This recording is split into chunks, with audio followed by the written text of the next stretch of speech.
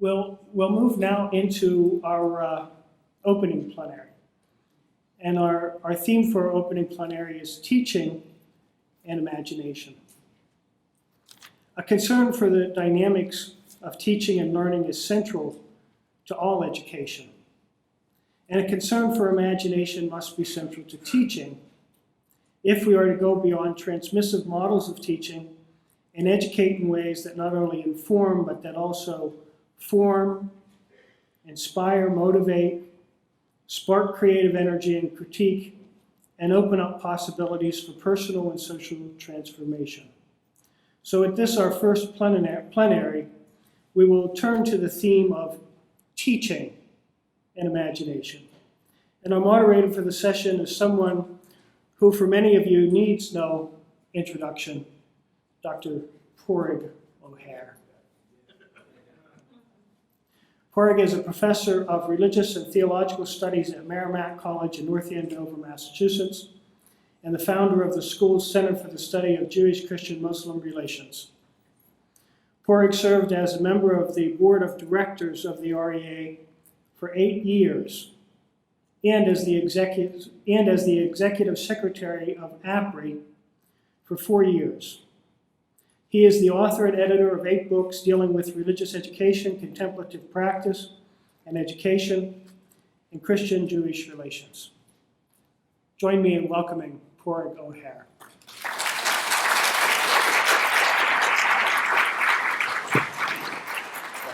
Will we call everybody up?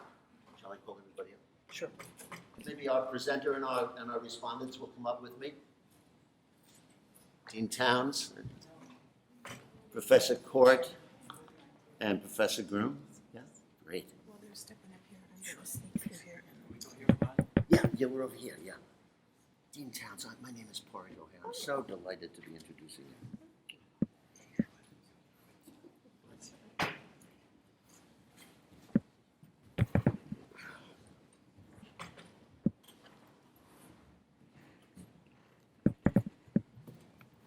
Thank you very much, Bud. You're most gracious. And for the other 7/10 of you who did need the introduction, okay, you're duly impressed. I'm very honored to be moderating this wonderful opening plenary. I'm going to introduce our presenter and our respondents all right at the beginning, so that once the momentum gets going, the flow will continue. And then I'll just give you a brief idea of the format that Bud has imposed on us. It recommends to us. Addressing herself to the topic teaching and imagination, our presenter is the Reverend Dr. Emilie Townes, a distinguished scholar and leader in theological education and Dean of Vanderbilt Divinity School, as well as the E. Rhodes and Leona B. Carpenter Professor of Womanist Ethics and Society. Dean Townes' broad areas of expertise include Christian ethics, cultural theory and studies, postmodernism and social postmodernism, and womanist theology. She is the author of a number of books, including the groundbreaking book, Womanist Ethics and the Cultural Production of Evil. After 30 minutes, give or take, a presentation by Dean Townes, our first respondent will be Dr. Deborah Court, who is an associate professor in the School of Education, Faculty of Social Sciences, Bar Ilan University in Israel. Her research and writing focuses on school culture and educational change, the development of professional knowledge in education, curriculum implementation and evaluation, qualitative research methodologies and religious educational research on Jewish religious school principals, teachers, and students. In her work, Professor Court draws on her diverse experience as a teacher, a school principal, a researcher and lecturer in Canada and Israel. She is the author of over 60 scholarly articles and book chapters and the editor of 2 books. And finally, but certainly not least of all, as comes the bishop in the procession, my dear friend and brother Tomas Groome. Tom and I actually got to turn to one another on instructions from Bud, and neither of us got a word in edgewise. It was a new meaning to the word dyad, right? Dr. Thomas Groome is Professor of Theology and Religious Education and Director of the Church in the 21st Century Center at Boston College. His most recent book is Will There Be Faith? Tomas is the author of 6 other books and the editor of 4 books, as he is very well known as a truly profound influence in the field of religious education. He has also made significant contributions in the field of practical theology, to Catholic education, and to spirituality. So we'll begin with our distinguished presenter addressing herself to Teaching and Imagination, Dean Emilie Townes.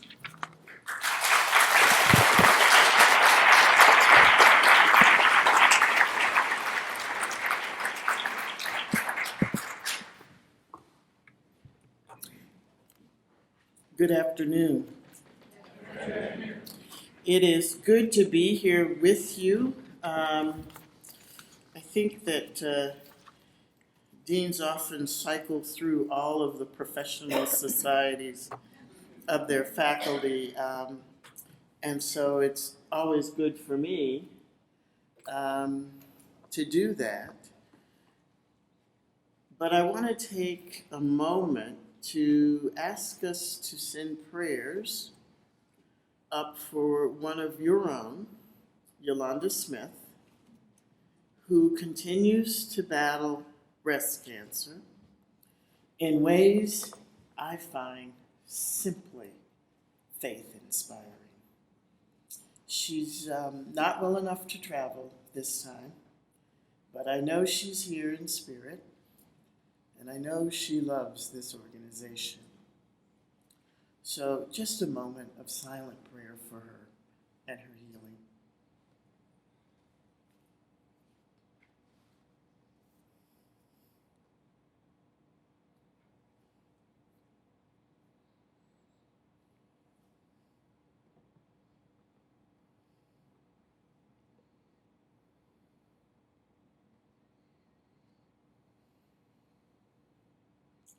Blessed be.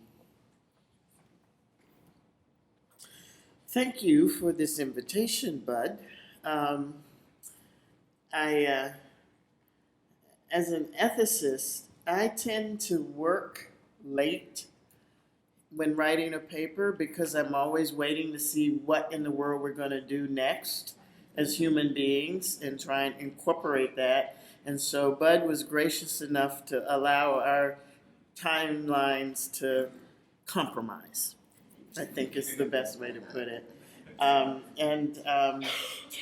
know that is not always a gift of grace a speaker gets, so I want to thank you, Bud, for doing that. It was still too early, but that's okay. I managed to do something. Join me.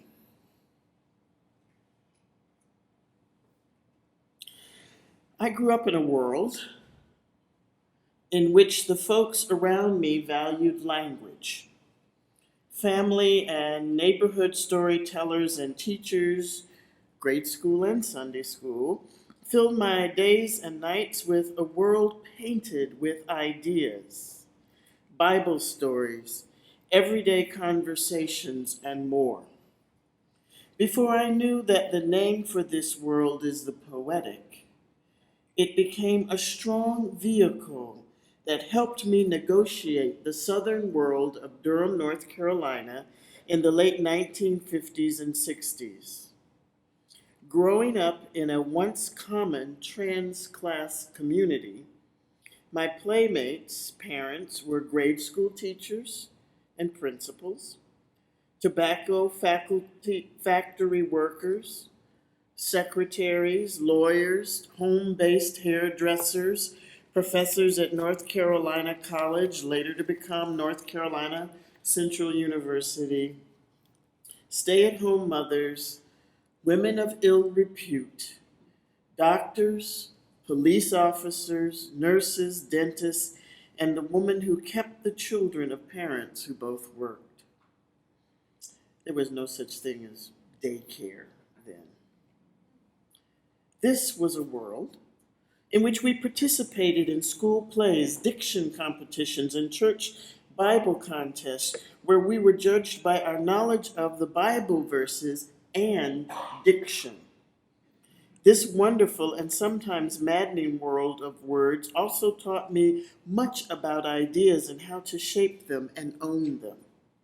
I was taught to listen closely and watch carefully as those adults around me went about the business of being grown-ups, so that when I eventually reached the age that I would be held responsible for what I said and what I believed and how it came out of my mouth, I would know what to do. This was a deeply Black religious world that was filled with the smells of lemon polish on church pews, nurses in their white uniforms who helped revive those who were caught up in religious ecstasy and then collapsed or were just showing out. Fiery preaching, quiet preaching, good sermons, pitiful sermons, and exceedingly bad sermons. The choirs of my growing up years ranged the gamut from wonderful to those who made a joyful noise, literally, to the Lord. In Sunday school, we were taught about the miracles of the Bible, the importance of faith, the love that the sweet baby Jesus had for each of us, and that he loved all the little children of the world, red and yellow, black and white. We are precious in his sight. Jesus loves the little children of the world. And I believe this, and still do, with all my heart and soul. Living in such a rich world of words and religion meant that I intended to be a quiet child and watched and listened closely. I listened to the wonderful interplay of words that were at times sacred, at times irreverent, at times evoking deep emotion, at times humorous, with incisive wit and social commentary. I was a Black middle-class girl in the South in the late 1950s, 60s, and early 70s. This filled me with a host of experiences and memories that continue to shape me today. I learned about racism from the Black and white folk around me, and it was an education that puzzled me because racism made and continues to make absolutely no rational sense. My parents taught me about racism without ever pointing to it directly. Every morning, my mother would sit me down in front of the television so that she could watch the morning news while she braided my hair for the day. I listened to Jesse Helms, who later became a U.S. Senator, but was then an executive with the Capitol Broadcasting Company, spew his racist diatribes against the integrationists and the Negras, his thinly disguised mispronunciation of the N-word. In his daily editorials on WRAL-TV, as I became aware that he was referring to all the loving and hardworking folks that I knew, I also became aware that there were and are people in the world that dislike, if not hate me, just because I'm darker than they are. That struck me as odd and sad at the time. As I've grown older, it strikes me as tragic and a tremendous waste of time and energy. Trying to understand hatred has been one of the most formative things I've done in my life, and I have now come to realize that it will remain a challenge until I draw my last breath. I learned at an early age that one must learn how to survive the daily, small, and sometimes large indignities of racism by engaging it creatively, with imagination, and sometimes humor, while maintaining my integrity and sense of self. And this is where the church of my youth was so important, as it continually reinforced the message that I was receiving from my parents, my grandmother, and the adults in my neighborhood and school. You are a child of God. God loves you. God will protect you. And you are a child of worth who can do anything you set your mind to. In short, I was surrounded with loving and caring people who were far from perfect, but were relentless in passing along their care, and they taught us that we must do likewise with others, for this was fundamental to being a Christian. We sometimes forget the power of this kind of organic education that raises most, if not all of us. And within this education, I was taught to dream. That was the word I heard back then, and it is only now that we call it having a value of cultivating our imagination. Yes, to dream is to use your imagination, to see new images that counter fire hoses, police dogs, Fergusons, Baltimores, lynchings, and so much more that devalues and denigrates life. These are the harsh and demonic stepchildren of what I call the fantastic hegemonic imagination. This type of imagination is a blend of the thought of Michel Foucault and Antonio Gramsci, and it traffics in people's lives to create caricatures of who we are that become stereotypes that we then turn into being true and historic. The rich diversities in our midst are seen as overly sentimental distractions rather than as flesh and blood and spirit. This imagination conjures worlds and their social structures that are based on the ordinariness of evil. It is this imagination, I argue, that helps to hold systemic structural evil in place, because we pass on its caricatures as knowledge and spawn generation after generation as we teach to oppress. Enter CounterMemory as imagination that liberates and educates for transformation. Countermemories help us step outside of ourselves, and this is the best of what I find that we do in education. We challenge our students, ourselves, and the educational structures we are in to dream more expansively and for just spaces for people to live in, and not just a space for a special select few. And not only do we dream it, we build it. The use of countermemory refuses to measure all of our realities by ideological stereotypes. It resists the scatological moonshine of the gross commodification of human lives in which peoples are reduced to profit margins or name brand products. Countermemory as imagination prompts us to vital intra and intercommunal pedagogy that challenges racial, gender, class essentialisms in our religious communities, theological discourses, and larger cultures. Countermemory gives us ethical and theological reflections and sociocultural critiques that do not further erase and exclude gender and class in racial analysis, the multiplicity of sexualities, the socioeconomic stratification within our various cultures, the genuine valuing of age, young and old, the melange of religious worldviews sweeping head and heart, body and spirit, the ways our bodies move or do not or cannot move through space, the continuing impact, fallout, beatdown of colonial and neo-colonial mentalities on all of us.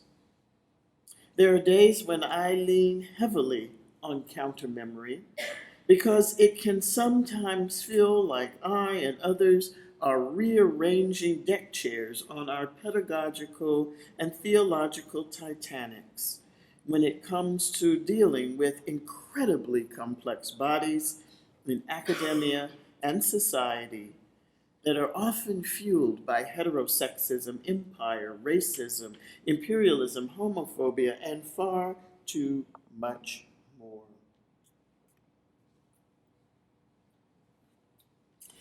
CounterMemory encourages us to craft expansive pedagogies in the teaching and learning lives we embody, rather than metaphorically dragging students out of their chairs and across a wasteland of ideas that maim more than educate. This kind of imagination in teaching is shaped by integrity, vision, courage, and passion. This turned to an integrative move that best represents the kind of imagination that can lead us into the future of our religious bodies that are changing even as we sit here. Many of us in this room and throughout theological education have been told to live in split, if not fractured bodies, to deny the gift that God gives us, body and soul, to treat our bodies as suspect, expendable, to ignore the warning signs of stress, to push through exhaustion, and sometimes you and I have been told that this is holy. Imagination should not be about tearing body and soul to shreds or inviting colleagues and students to perform this demonic shape dance with us. We must try to avoid participating in bouts of imagination that place folks we work with or ourselves on a postmodern auction block of expediency, expendability, and relentless bottom lines. We must look for spaces faithfully to understand how imagination in theological education can and should be about building communities of learning and discipleship for those of us in the Christian tradition. And with a liberative, hard-edged sense of integrity, it is possible to call into question teaching that dampens vision and pragmatism while also treating them as hostile opposites. The complexity of our classrooms and the roles we play and do play in them are not so easily codified. We learn in a wide variety of spaces, natural, unnatural, those we create, those we simply show up in. And it is our challenge to recognize, to use our imaginations, to see the possibilities of teaching and learning that can occur when students tell us that they are not seen or heard because of what is missing on our resource list. When students have to wrestle with race and gender and sexuality and all sorts of things and the ways they are embodied in their classmates. In the ways we all struggle to understand trans realities. When anger and hurt and despair walk the halls of our religious communities and schools and social landscapes. CounterMemories can help us remember and help us encourage our students and our colleagues to use our imaginations to envision a world that is better than the one we have and to engage in learning ways that help make that world more possible in our lives and in the lives of others. Turning to a framework of integrity, vision, and courage is one step that helps us out of hegemonic endgames, for it provides us a series of windows into our individual and social and communal memories that can help us challenge our assumptions and perhaps even our values, as they are placed into a wider playing field with the assumptions and values of others. I want us to do the work our souls must have to stop a fantastic hegemonic imagination that has women and men perform physical and intellectual backflips that not even Cirque du Soleil could do. An imagination that circumscribes curricula into an every tub on its own bottom disciplinary. And these moated castles treat knowledge and learning like hoarded possessions rather than gifts for the common good. Can you tell we're going through a curriculum revision?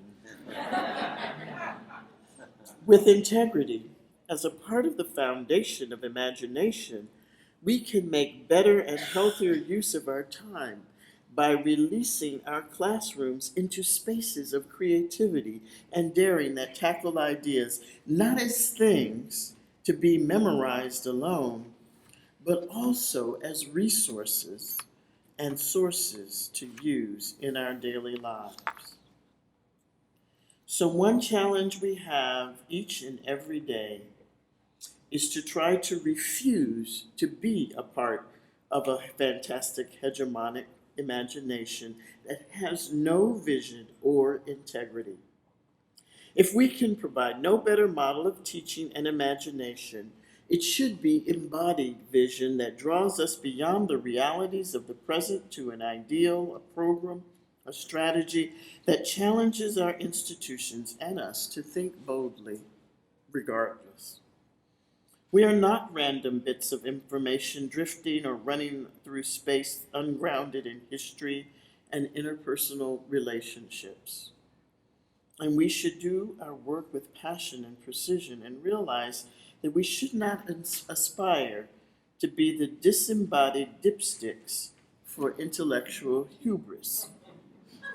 Embodied vision refuses to accept a cartel of dehumanization and signals our will and willingness to go to God in search for such a vision.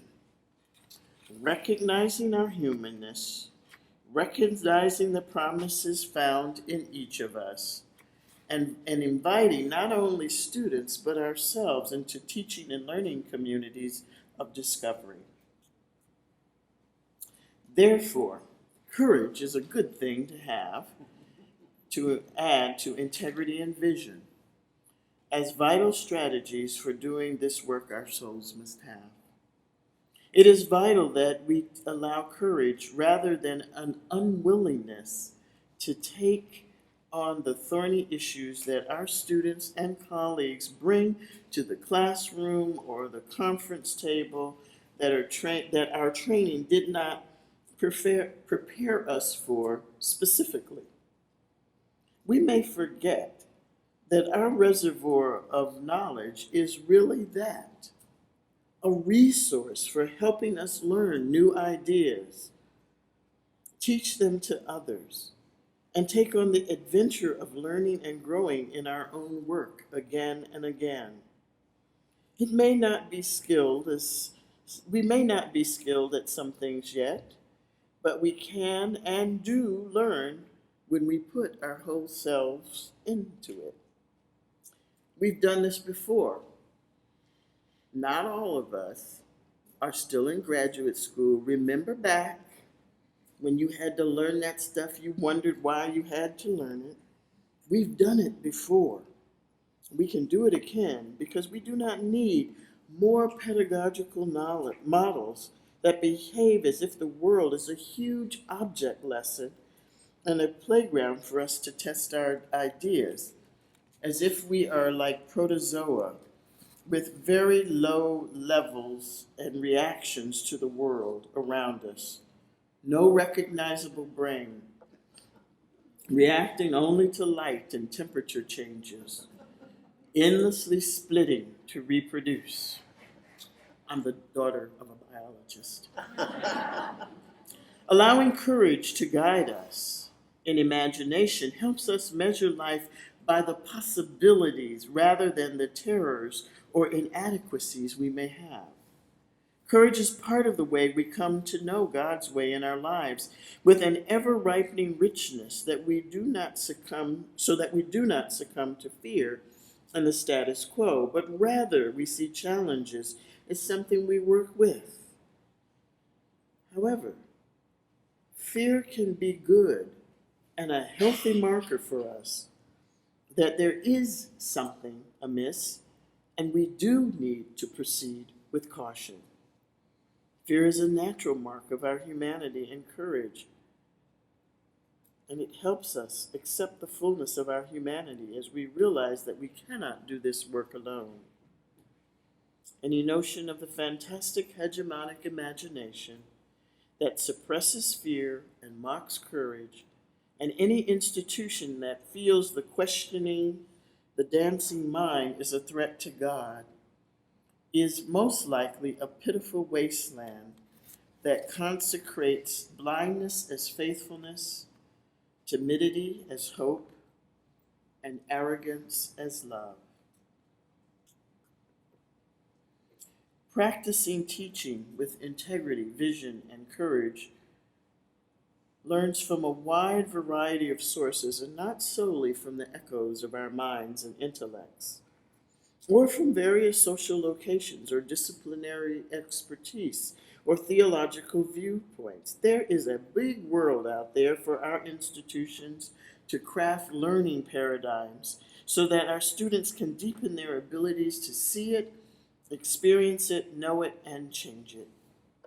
Imagination as countermemory that responds to this must be done with passion as we begin with the concreteness of our humanity rather than in esoteric concepts extracted from life that teach us or lure us into believing that it is better to live in an unrelenting ontological suicide watch rather than in a celebration of the richness and responsibilities of what it means to be created in the image of God, and then help shape institutions and people who are witnesses to this.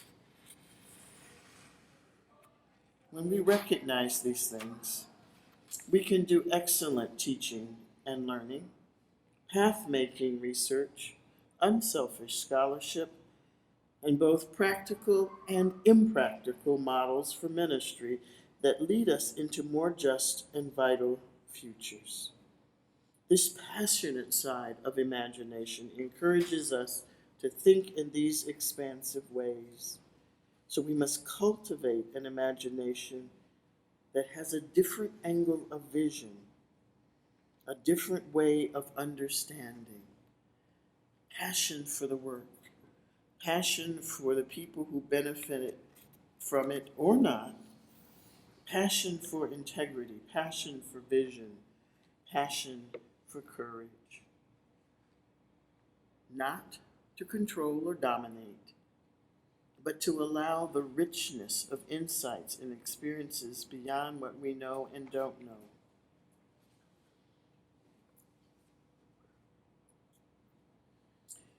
It should not surprise any of you by now that what I'm really arguing for is the transformation of our societies and our schools. And teaching, and a key place we do this is in our teaching. Education matters, and in many ways we see education valued and devalued point to more than a cultural war. The ethicist in me says that this is a theological problem for us to tackle in our teaching.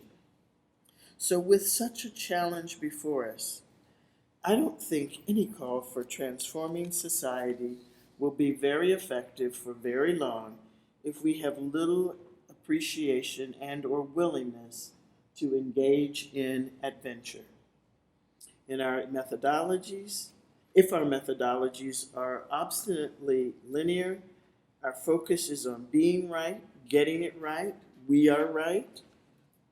If we rely exclusively on facts rather than seeking truths that can be elusive, ongoing transformation is more than embodied rhetoric.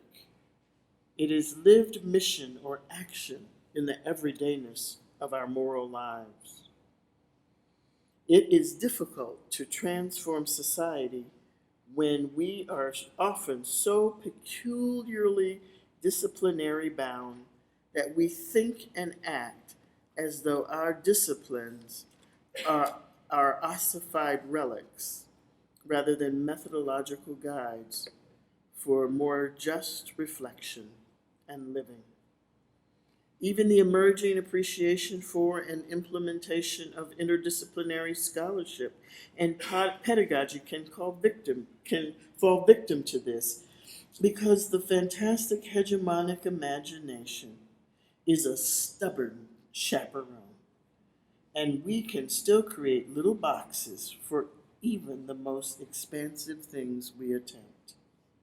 Oh yes, our ability or inability to use CounterMemory to live into our limits present challenges for all of us that we must accept and hopefully overcome.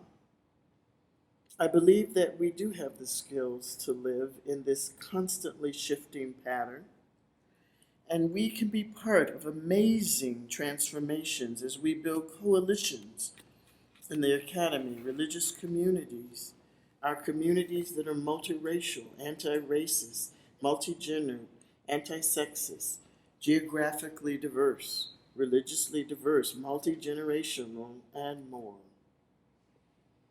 So, imagine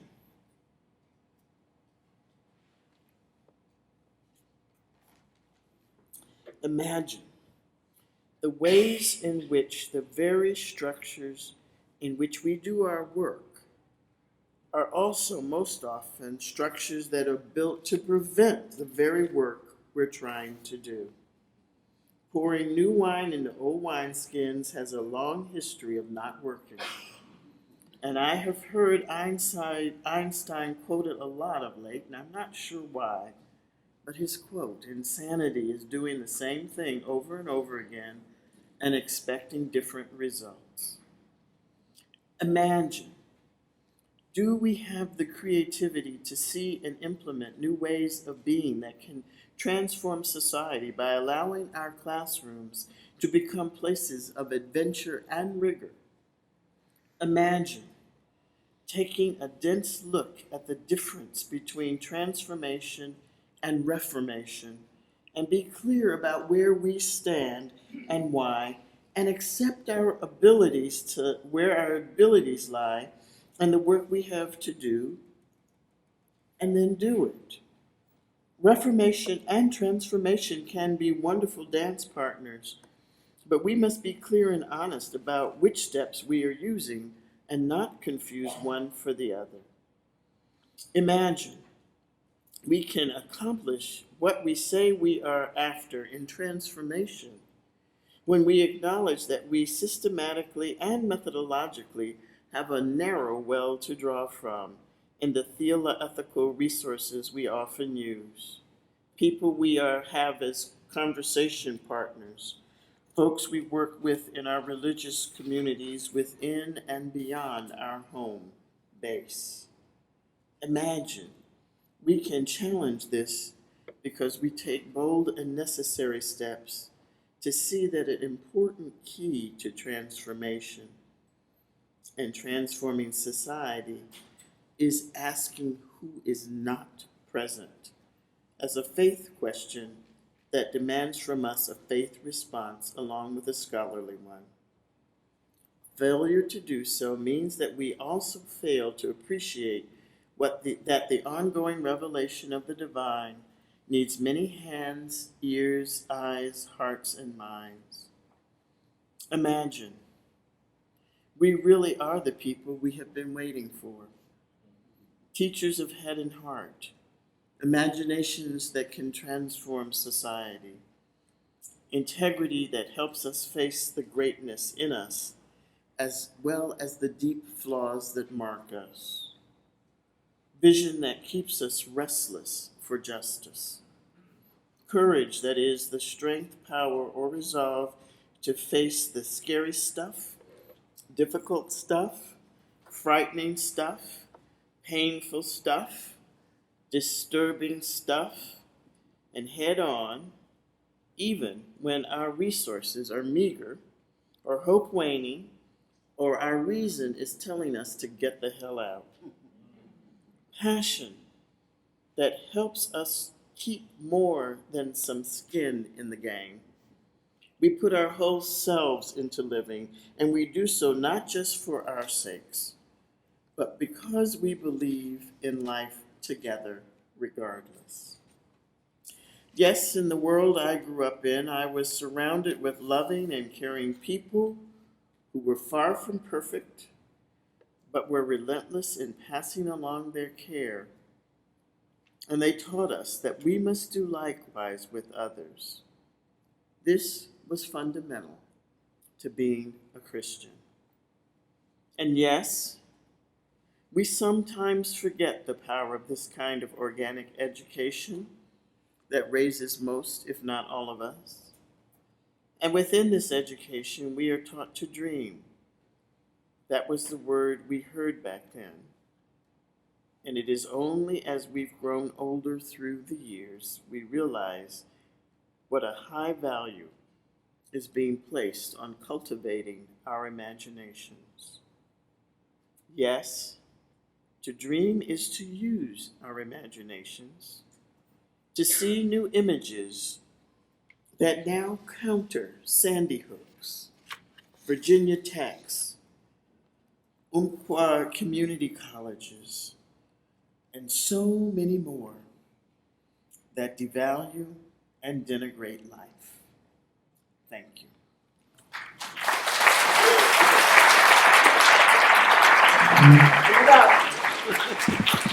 Wow.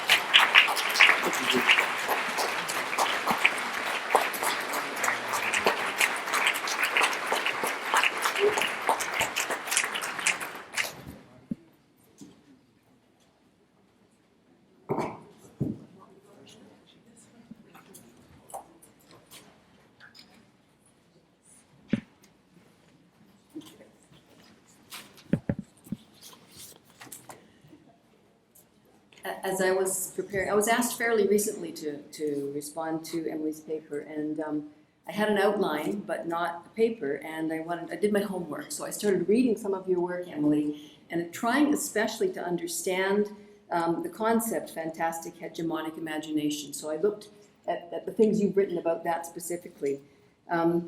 Quote from you: "This imagination conjures up worlds and their social structures that are not based on supernatural events and phantoms, but on the ordinariness of evil. It is this imagination, I argue, that helps to hold systemic structural evil in place. The fantastic hegemonic imagination uses a politicized sense of history and memory to create and shape its worldview." So I started thinking about that, and I was thinking about it morning and night. Like, I started to see it everywhere. And as I was running on the treadmill in the exercise room this morning, the TV station that was on in front of our eyes was MSNBC. In Israel, I see Fox a lot because that's what they show. And it really struck me that, and I'm not an American, I'm sort of seeing it from the outside, that these two realities have been created by the media and out of the far left and right, making narratives out of history that are true over here and true over here. This idea started to affect everything I was seeing. So it's had a profound effect even before I heard you. And then I started making notes again before I heard you, things that I would like to ask you. And you answered a whole bunch of them just now. One of the things I wanted to ask, and I already get the answer, was is there a danger that if we start to try and dismantle this dominant hegemony that we don't even see because we got it with our mother's milk, in effect, we learned it from the cradle, is there a danger that as we try and do that, we'll replace it with another hegemony, which thinks it's the good narrative? And I worry about this a lot, the whole idea of competing narratives. I live in Israel, which is not an easy place to live.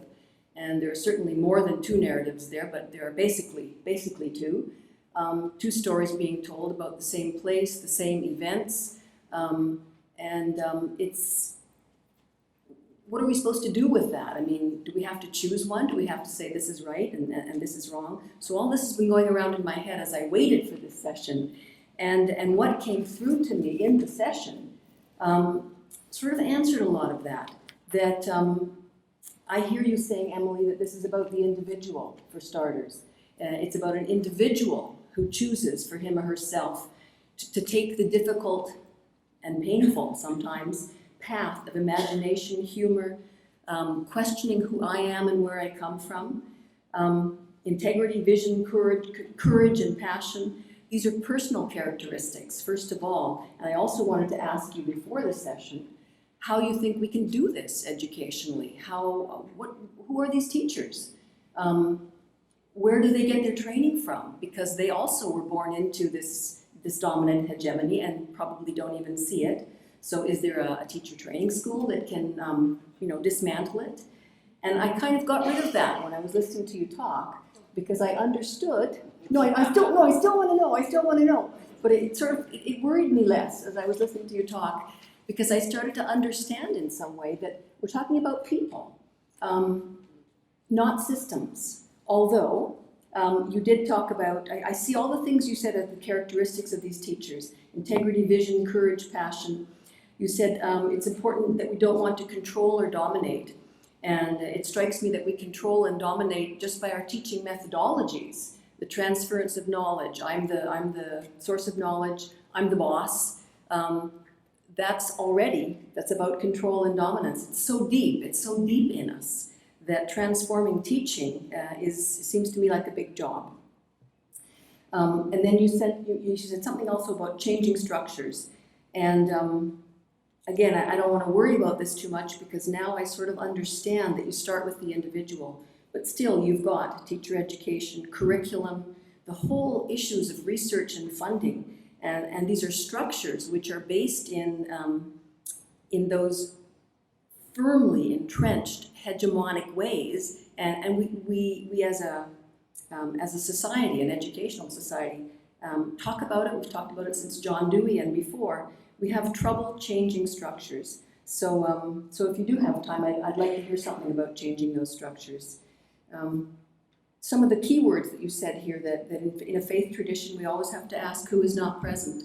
Just that, I think, just that is enough to free up the soul of the educator and let him or her move forward. I love the phrase that we have to be restless for justice. And I think I'll stop with this. The bottom line that I got from actually hearing you speak, as opposed to trying to understand definitions by reading your work, is that this is an ongoing project. It's about each person, here and now, doing the difficult work every single day. And where that leads, I guess we'll see when people start doing it, more people like you. So.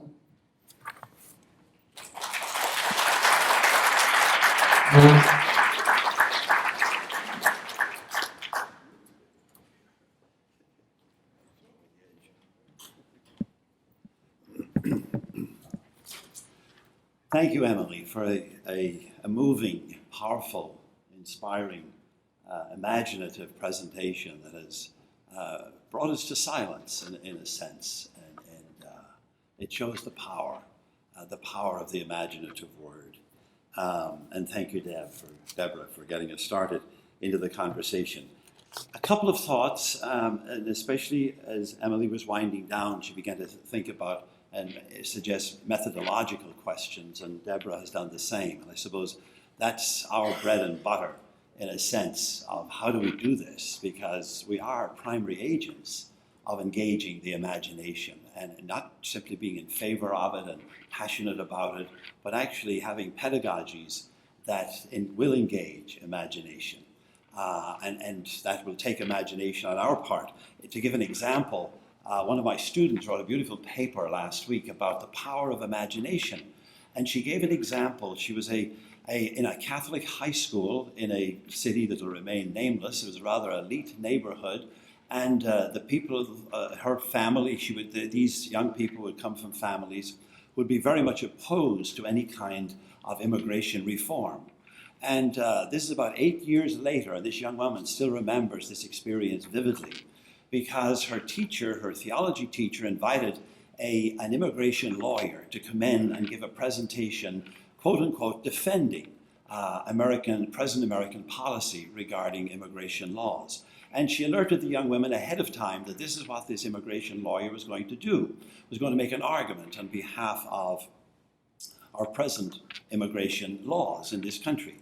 And sure enough, he began, but he told a story of a man who had come to this country from Mexico as a young man, came in illegally, settled down, met a good person, married, raised a good family, started a business. One of his daughters became a doctor, a son became a lawyer, another son inherited the family business, lived here as a good law-abiding citizen, paid his taxes regularly and faithfully, didn't cheat, didn't steal, and yet eventually, after about 35 years in this country, was caught, quote unquote, and was deported. And the lawyer proceeded to argue that it was the perfectly reasonable thing for our government to do, to send this man back to Mexico, even though he was leaving a family and children, and by then grandchildren, and he had reapplied to re-enter the country, but because he'd been here sin papeles, without papers, he was denied admission. And wasn't this the right thing for our country to do, to deny this renegade permission to re-enter the country, even though his wife had fallen ill and was seriously ill and he needed to be taking care of her. He had a daughter who got married, but he couldn't return for the wedding. He had a grandchild who made its first Holy Communion, and he wanted to come, but again was denied admission. And wasn't this the right thing for our country to do with this renegade that had broken the laws and couldn't be trusted to return to the country because he'd probably do it again? But of course, by now, these young women are beginning to rise up and say, no, this is not legal at all. This is not moral. This is horrendous. This is terrible. Why would we do such terrible things to a good person? And how awful the present arrangements are. And of course, by the end of the class, he had them on their feet shouting at him against these terrible immigration laws that our country has. And of course, at the end of the class, he agreed with them entirely, and also told them that the man that he had told, of whose story he had told, was his own father. But this young woman, 9 years later, still remembers the power of that experience and how it had engaged their imaginations. We have to become that imaginative in how to go about it. I suppose when I think in turn, I was going to do something on Aristotle and theoria and praxis and poiesis, but at this stage, I think I'll skip my notes. As Deborah said, Emilie's presentation came as a wonderful surprise to us, and I had anticipated something about Aristotle and Plato and so on, but let me leave that aside. I think as we think methodologically or pedagogically about the challenge, I do think we have to, in a sense, as Freire would say, problematize and engage the generative themes of people's lives, inviting them to name their own praxis. Some of you may hear echoes here that you've heard before, but I do think that inviting people to name their own praxis of a generative theme engages imagination. There's no way for somebody to tell their own story or to imagine their own vision without indeed engaging imagination. I do have a quote here from Taylor that I want to use because in a sense it legitimates, if I can find it, it legitimates the fact that in a sense imagination is grist to our mill. It's absolutely imperative. In that horrendous archaeology of contemporary consciousness, at least in the Western world, Taylor, toward the end of the book, begins to make more sense in a way. And he says that this exclusive humanism, exclusive in that it excludes any reference to the transcendent, in spite of it, that yet at the end of the day, that humankind is still convinced that and I'm quoting from him now, that somewhere there is a fullness which transcends the ordinary. And this sense that there is more than meets the eye, will not easily be uprooted from the human heart. In other words, it is the sense of leaning into of hope, leaning into a vision, leaning into a dream that in fact still prompts humankind toward faith. And the key to inviting people to lean into those possibilities, of course, is imagination.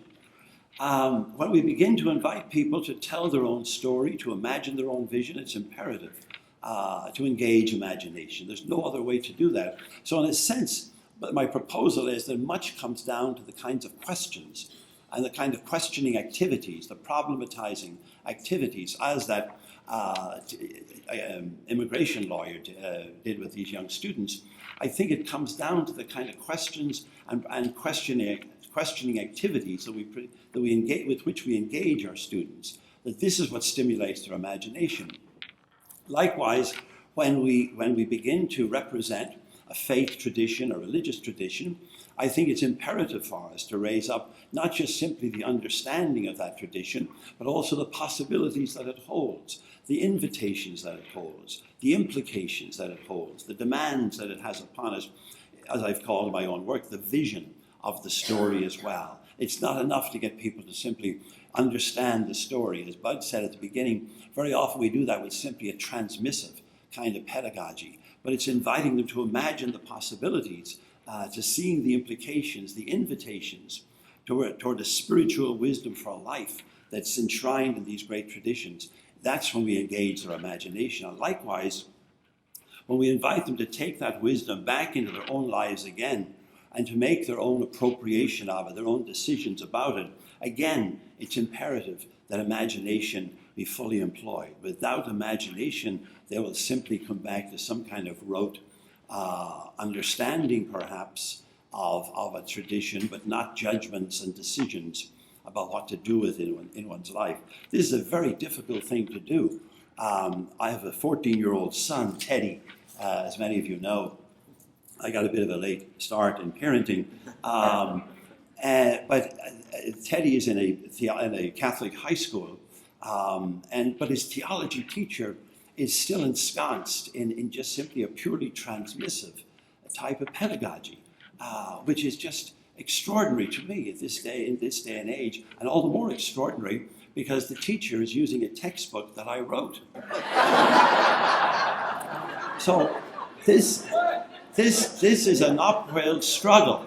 I say to Teddy, but didn't he ask these questions like, what do you think, or does this make any sense to you, or what are you coming to see for yourself, or where does this invite you, or if you took this seriously, what might it mean for your life and the world? He skips all those questions, skips them, and simply doles out the data day after day. And I helped Teddy with his theology and his Latin homework, and here I am trying to get him to memorize formulas of faith, because this is what he's going to be examined on.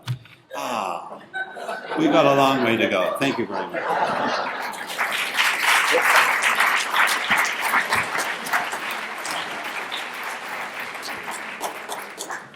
And now we're going to invite Dean Townes and her colleagues up here from the table. First of all, Dean Townes to respond and to have a little back and forth and exchange among the three. And after that, we'll have a good solid amount of time for questions and observations from the floor directed to our presenter and our respondents. So, Dean Townes first, and have at it. Just two things, because I'm more curious about hearing more from you and you. I've held forth now long enough. One of the things that I may not have been clear enough in the talk about is that it's not only the individual, but what we do in community as individuals. Learning for me is a communal exercise as much as it is an individual exercise, and certainly trying to take on something that is so deeply embedded, as I'm suggesting, as the fantastic hegemonic imagination. We need all the help we can get in holding one another accountable to the things that we can't see, let alone the things that we can. So for me, that happens as we work together. I'm doing a 10-month, no, thank God it's not that long, 9-month program called Leadership Nashville. We just had a session yesterday. It's a once a month thing. We go from 7:30 in the morning to last night 9 o'clock at night with little break, learning the city of Nashville. And yesterday was Government and Media Day. Oh joy, oh rapture. And there's 44 of us. This is a class of 44. They have 44 every year. It's over 20 years old. And there's some ground rules. We can't use social media ever. Because what happens in Leadership Nashville stays in Leadership Nashville. Because we have politicians and all sorts of folks coming in. And the agreement is they have to tell the truth. They don't do sound bites. They don't do spin. They have to give their honest opinions. And sometimes, as I wrote yesterday, they really shouldn't let the public hear what they're thinking.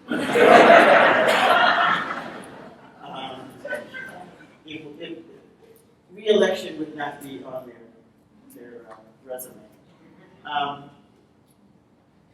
We are 44 very different people. We range the gamut from, I don't think we have anybody who's Tea Party, but we do have very conservative folks. And we have very progressive folks and all points in between. And one of the things that I took away from yesterday's sessions that was both city government, state government, lobbyists, and in the morning, and then print media,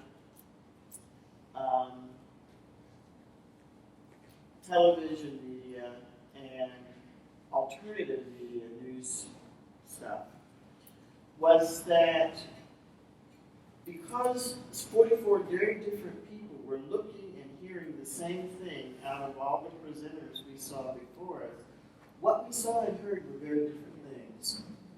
And we have, at the end of each day, when everybody's far too tired, but we do it anyway, this is the model, is we have what's called a caucus. And folks talk. And the important thing, the ground rule of the caucus is you have to listen and you have to respect. And so there's some things that some of us say that really tick us, others of us off, and vice versa. But the commitment to hear each other, or to try to, is something that's a wonderful model that we often don't get in our classrooms.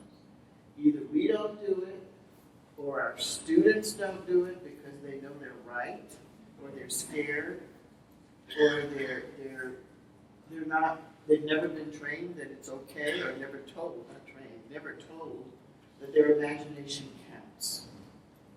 And what they see and what they hear may not be the final word, but it is a resource. And that's where I find so many students that I work with don't see that distinction. They think that if you say, you've got to learn some things, and then bring your experience in, that we're telling them, don't use your experience. What I'm saying is your experience is not where God ended revelation. So it's a thing that I'm even more and more convinced that if you're going to take on something like a fantastic hegemonic imagination, which is in all of us, that we need each other. And with that, we need the commitment to each other to try to see it, find it, and then work together to dismantle it, not only in ourselves, but in those who we're working with. What Tom, thank you for not doing your stuff. No. Leave Aristotle to history today. What Tom said was guiding me through, at least, is the power of agency. And this is a word we love in ethics. Oh, we love agency. We half the time we don't know what the hell we're talking about, but we love the thought that who we are people who have the ability to affect. And that is not a bad anthropological concept, actually, but sometimes it's hard for us to see that with that ability comes responsibilities. And part of the challenge of CounterMemory is understanding that, frankly, you can replace one fantastic hegemonic imagination with another one. We just think it's ours, so it's better, which is why we need each other. I frustrate colleagues because I say continually, my pointing out the fantastic hegemonic imagination and countering it with CounterMemory does not get rid of the fantastic hegemonic imagination, because we are far too human for that.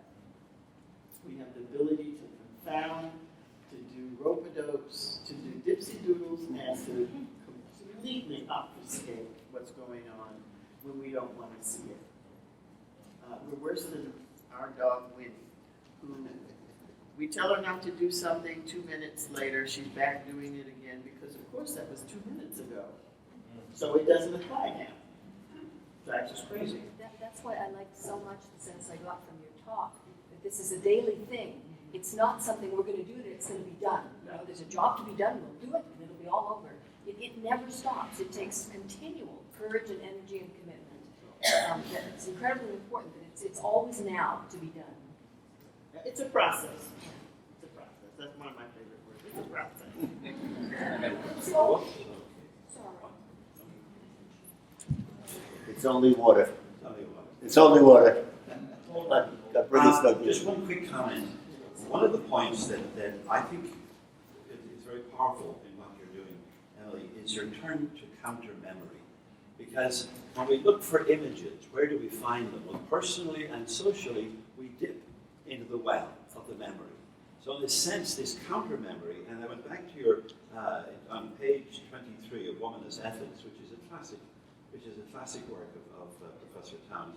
In Woman as Ethics, you say that counter-memory looks to the past for micro-histories to force a reconsideration of flawed history. So helping people to find their micro-histories, I think, is the key to then mounting what our good friend Walter Brueggemann might call, or what you call adventurous imagination, but Brueggemann called prophetic imagination.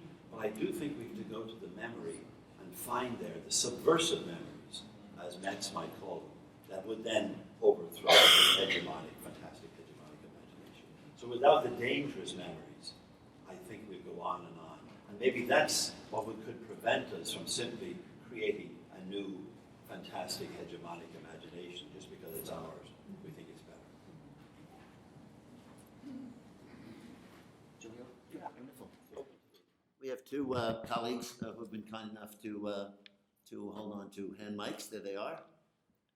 And please feel free to ask questions and seek clarifications and make observations to our presenter and to the respondents up here.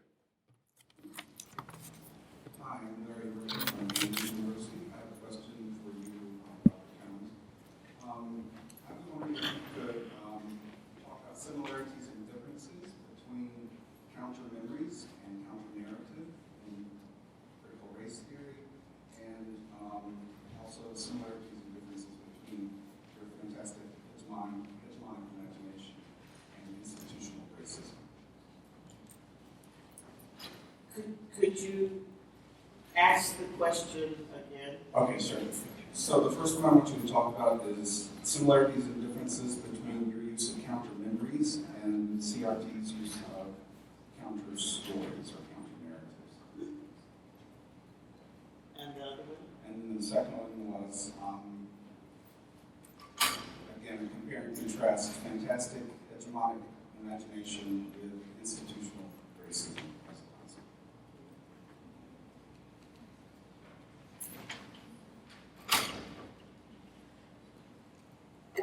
I'm not sure that there is a real difference between counter-memory and counter-narratives. I think I'm just choosing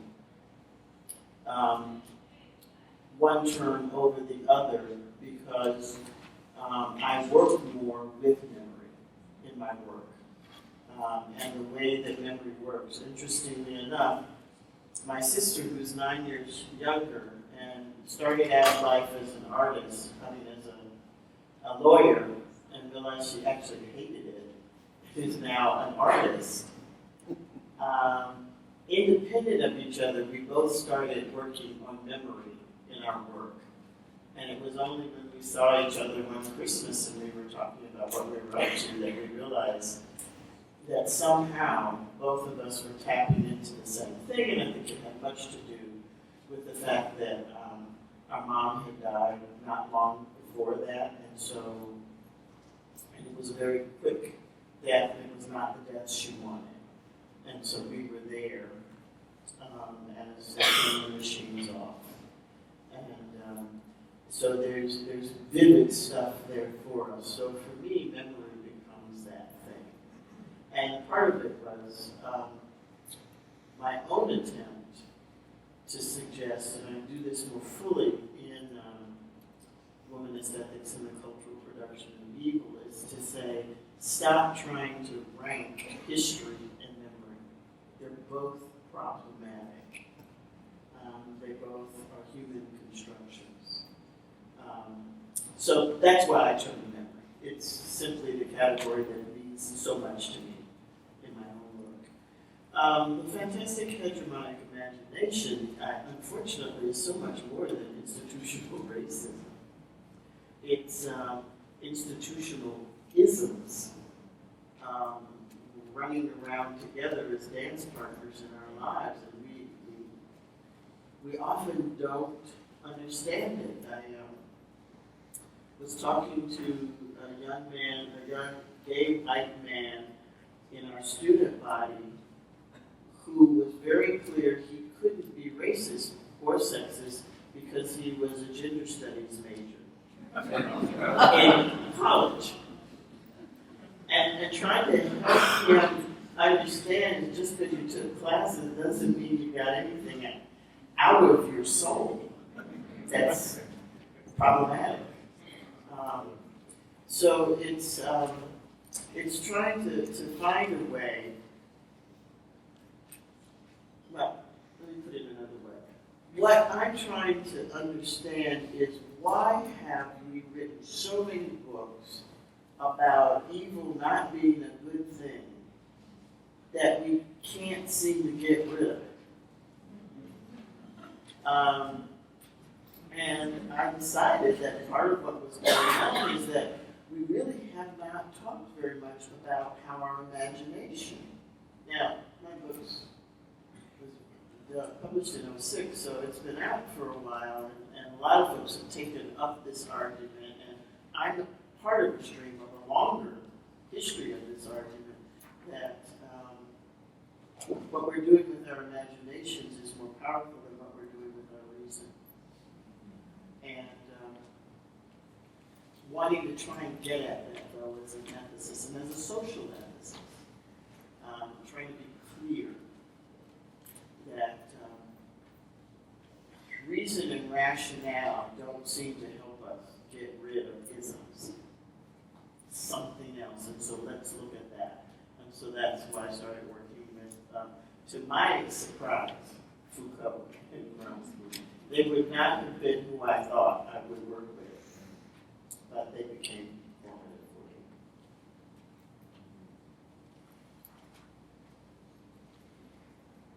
Who wants to go third, so nobody has to go second? Questions, observations? Oh, Gwen. Hi, I'm Susanna Singer from Church Divinity School in the Pacific in Berkeley. And I wanted to make an observation and also ask a question about classroom methodology, building on what you said about the way we meet each other and the social dimensions of overcoming this enormous many-headed monster that inhabits us. Because in my experience, a classroom can be a small society in which new imaginative practices can be incarnated. What that demands of me as an educator is immense. It demands everything, really. I was teaching yesterday, and in the give and take of classroom discussion, we came up with the idea of kenosis from the Christian tradition, the self-emptying nature of being that is essential for transformation. And there are strategies that I use. One of them is personal vulnerability. One is the kind of questioning I learned from Tom at Boston College. But I wondered if any of you have any thoughts about what can be done in the classroom specifically to create almost micro experiences of a different way of being that students can then take forward into the small societies of a congregation or a school, for example.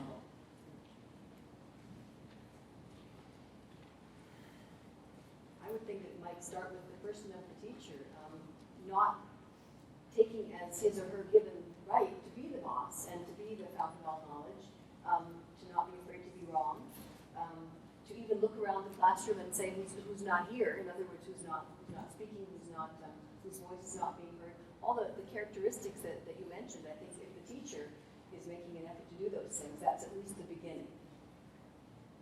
I think it starts with the teacher being a questioning person and not an egotist.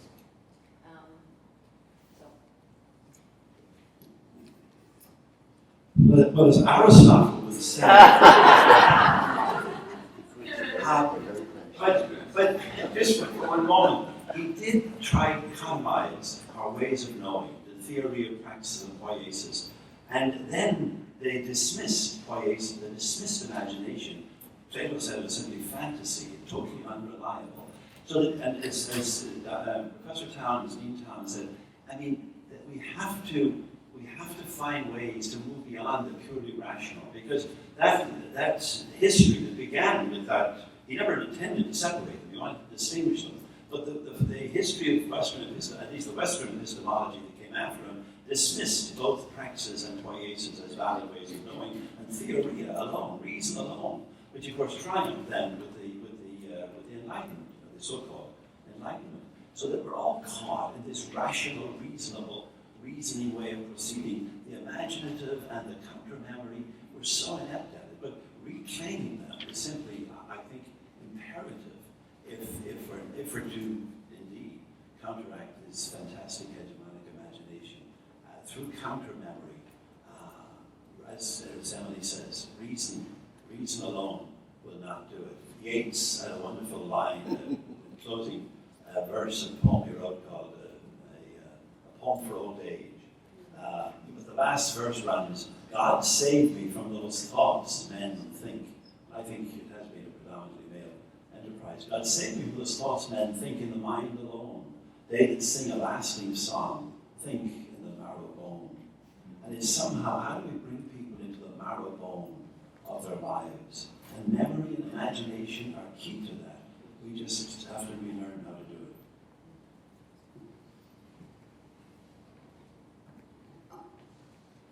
We don't want to let them escape. You sure? Yeah. One thing that I do in my classroom is music. When students come in, something is playing, and I decide, because I want to hear what harmony. But I try to pay attention to what they're also listening to, and I try to learn new artists all the time. And for at least two of the students in class, they realize that it really is a sort of playful game I'm doing with them, because they try to, who is that? Is that really the way it is? Yeah, it is. but it also shifts them out of the running from one place to another. And the fact that so often it takes a while for students to actually join us in our classes, given what they're coming in with already. So trying to create a common space for that. The other thing I do is I pray at the beginning of each class. It's a short one, although I'm Baptist, I do short prayers. Because I have, this semester I have a class predominantly of Episcopalians, but also Disciples of Christ, United Methodist, Agnostic, and UCC. I don't have any Catholics. They're in another group. Because I'm teaching the senior seminar class, so we prepare students to do the MDiv students to do their final paper. So the senior class is divided up amongst 4 faculty members.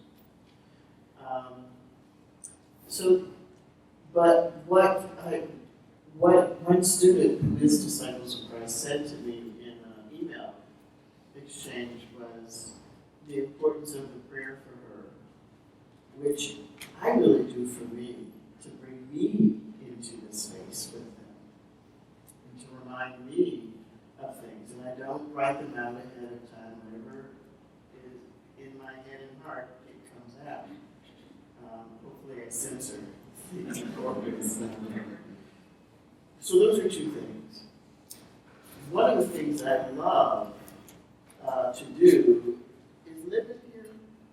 I love to walk past Liv Caldwell's classroom because she actually is teaching us much more about creating an alternative space. And Liv, you may not know this, but the faculty is like, what is she doing?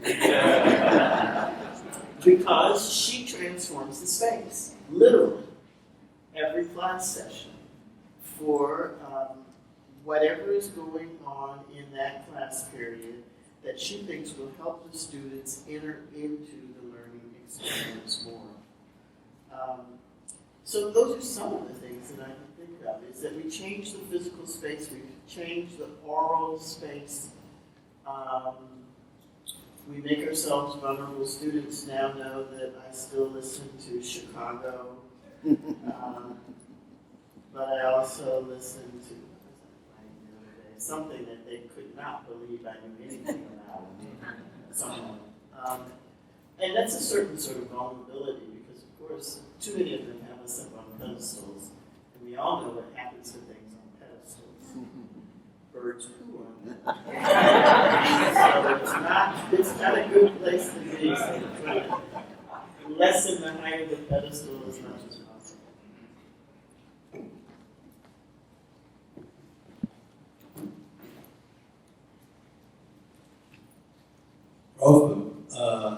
Lope Lesigas from Fordham University. I have a question for you, Tom. I'm with you in saying that the issue is not just individual and communal as well, but also structural. I want to hear more about the structural part, being that there's really a grand imagination working here that's tacitly referred to, which is called mystification. Mystification works prior to solid values like you mentioned, integrity or vision or passion or courage. Now, how do we grapple with mystification, likely scales that obfuscate us from seeing truth of realities, and thus we confuse what we say fabricated half-truths as a curriculum, or blindness as vision, or arrogance as love. How do you use Ramsey or Foucault as strategic resources for understanding more deeply fantastic hegemonic imagination? I thought towards the end of, before I even spoke, you mentioned about space. How do you elaborate on the cartographies of space and temporality as moments of fantastic hegemonic imagination? Excuse me. What I try to do in the talk is to give you a primer on demystification. Because I think if you and that's one of the reasons why for me, atypically used PowerPoint. I used to use it all the time, and then I realized I was leaning on it too much and saying things like, you should only use images from PowerPoint. And then I realized that sometimes because of the way I think, and I lead people through a journey of word pictures intentionally in my talks, that maybe a little map might be helpful. So, could we throw that back up? You know, actually, we're getting to a point where we might not have enough, but will we be able to do it quickly, Mary? I don't know why it went to sleep, actually. I gotta figure out why it went to sleep. Because it's... But if you look at the outline of that, that's my suggestion for how you do the work of demystifying mystification. Because I don't think it's very helpful. And this is odd enough for somebody who taught at Yale to say, I don't think mystique is a good thing. Because it allows the institution to hide behind its inadequacies. And so I'm hoping that through that, I'm using Gromsky and Foucault to look at how we do that with the ways in which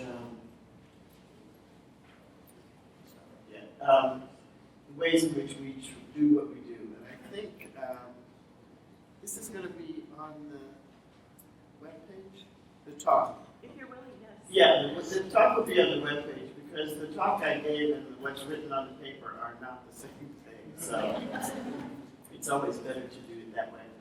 So that's one thing. Space for me is something that is exceedingly complex because it can be small, it can be large. I'm sorry, we're running out of time here. But please finish up, Dean.